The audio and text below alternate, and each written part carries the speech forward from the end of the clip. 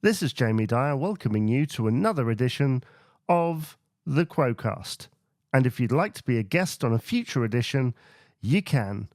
You can email quocast@outlook.com. That's quocast@outlook.com. You can tweet at the Quo-Cast on X or check us out on Facebook, facebook.com/the Quo-Cast. Oh, and don't forget the website as well, www.thequocast.co.uk. So whatever your connection to the band, whether you're a fan, a tribute band, you've worked with them at some point, you've met them at the airport, whatever it is, and whatever your knowledge, skill set in relation to Status Quo, please do get in contact and be a guest on the Quo-Cast. So, this episode is intended as a bit of a reaction, or rather just a reaction, to the new series which has come out on the Francis Rossi YouTube channel, Rossi Young in Conversation. Now, I don't know about you, but I remember a time when if you wanted content of this kind, it would be for a documentary or something like that, right? You'd wait for a BBC documentary, or there'd be an interview on something, and most of the time it would be very much on surface things, you know? The questions would be like, you know, how did you find rocking all over the world, and how did you write Whatever You Want, or, you know, why did you choose Caroline, or, you know, what was it like opening Live Aid, usual things like that. And certainly when it comes to documentaries, like the excellent Party Ain't Over Yet documentary from the mid-2000s, they tended to go, like they went over Down, for example, kind of the big stuff.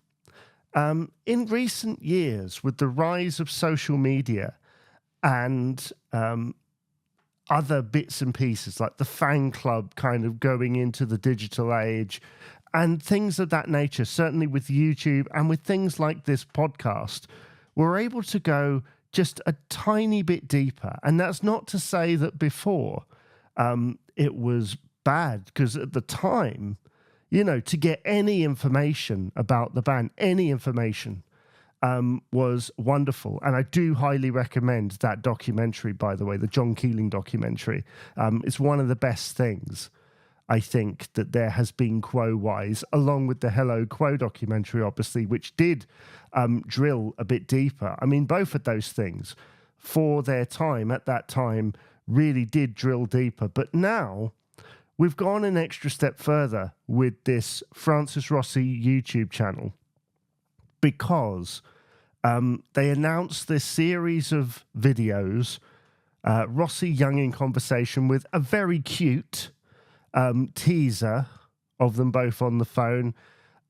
From my professional standpoint, it's obvious that they shot them at different times because, you know, slightly stilted perhaps, but a fun thing, got the message over, and it sort of centered on the idea that Bob Young had some tapes, so it kind of alluded to the idea that there was going to be demos at some point in one of these things. Obviously, the first one, and this I thought was a stroke of genius, because like I said, you know, about kind of focusing on the main things. The first one was on Shy Fly, which is an album track from Mark Kelly's Greasy Spoon from 1970. When have you ever heard them talk about Shy Fly? I certainly haven't. From memory, like nobody would ever ask them about Shy Fly. And that's kind of where you can go slightly obscure, you know, in this day and age. That's a real piece of fan service. And when I saw this video, I was very excited, clicked on it. Yeah, it's only like 1 minute and 56 seconds or something. But I gleaned a lot of information from it. I thought, you know, it's clear to see that the rapport between Rossi and Young is still there. The rapport that wrote Caroline, the rapport that wrote heavy traffic, and all the things in between.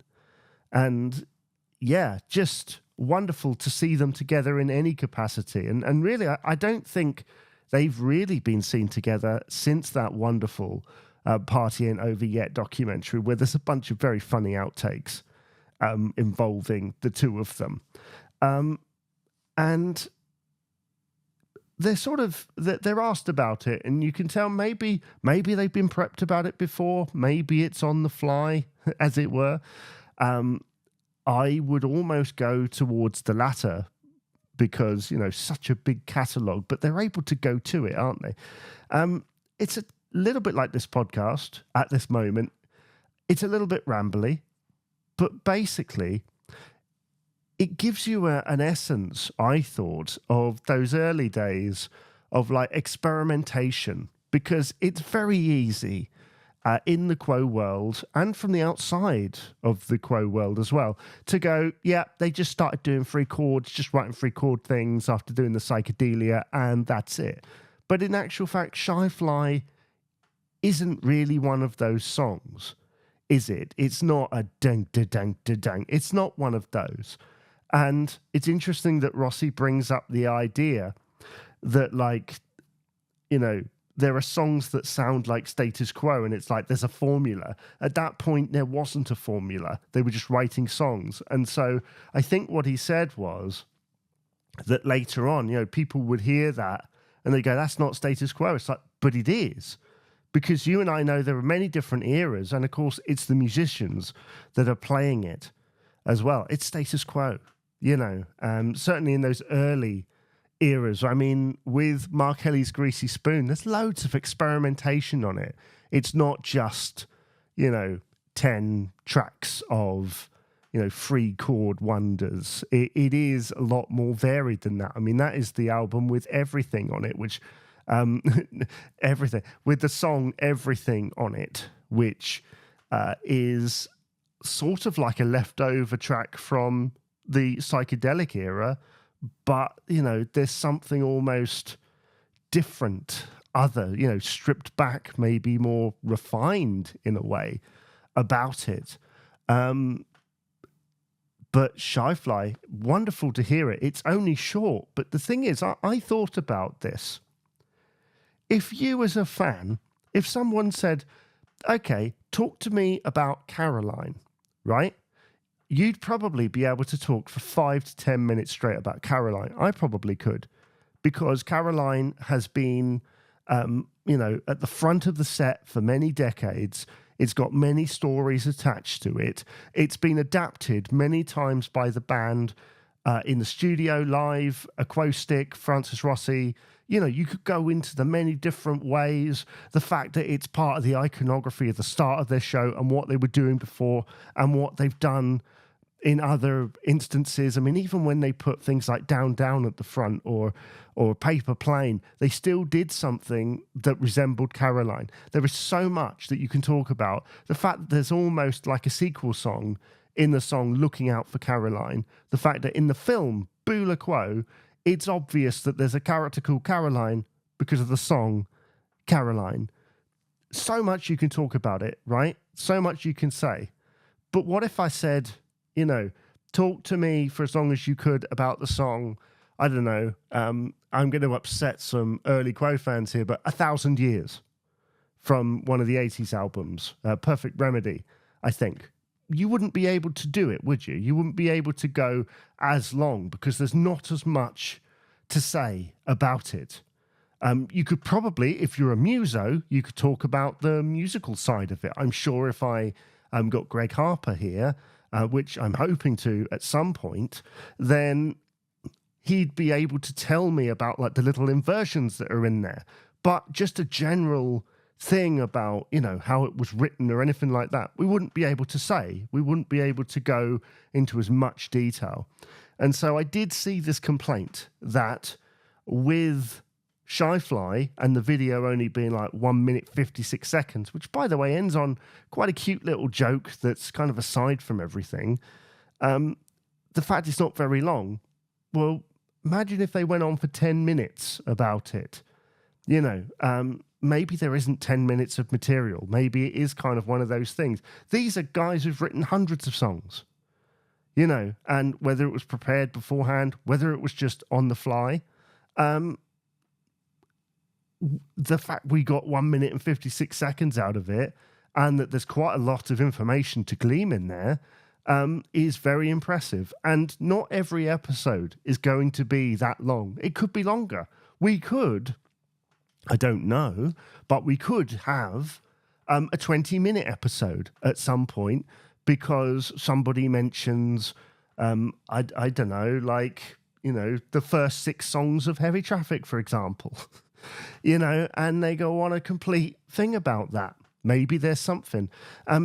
I tend to find from my experience with interviewing people, certainly actors and stuff like that, if you talk to them about a long-running series that they were in, they very rarely remember. They remember kind of little sketches from the early days. But, you know, if it ran for, say, 5 seasons, they remember an episode in the middle of the 5th season that maybe has nothing to do with the rest of it. Like, they remember, like, this one thing. One, because it's more recent, and I guess they're a tiny little bit older, perhaps being able to take more of it in. I don't know, you know, because as time passes, we forget things. And so, yeah, having nearly 2 minutes on Shy Fly is something that we couldn't have imagined before. And the lyrics in that song are quite catching, aren't they? Miss Fly a Tiger, or whatever the lyric is. I mean, they sort of talk about that, the fact that it's kind of catchy, you know, it was in their heads at the time. It's an interesting concept. I can't wait to see what is picked next to go under the microscope. You know, it'd be so interesting to see basically what they've got. The fact that there was no demo, even though demos were almost promised. Yeah, but this is a song written in 69, 70. I mean, imagine if they had demos for all of their songs. Number one, we might have heard it by now.